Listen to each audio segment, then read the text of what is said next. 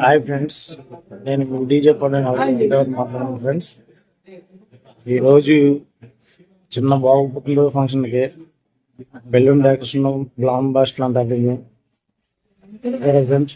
అంబేషన్తో మన brother pack చేసి పగలకుండా పుడకలన్నింటిని అలా ముడేసుకుంటూ పోదాన్ని అలా వానకేస్తారు.